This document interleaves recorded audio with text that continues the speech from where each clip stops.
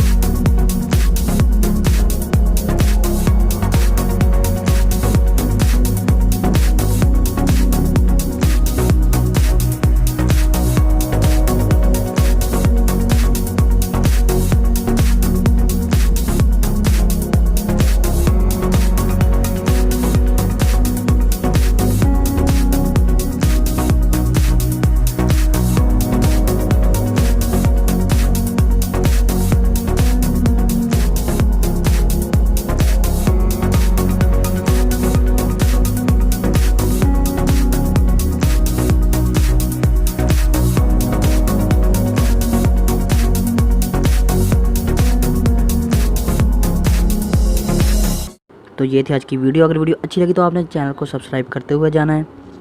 मिलता हूँ नई वीडियो के साथ, तब तक के लिए अल्लाह हाफिज़। और हाँ, अगर किसी टॉपिक पे वीडियो चाहिए तो कमेंट्स में बता देना।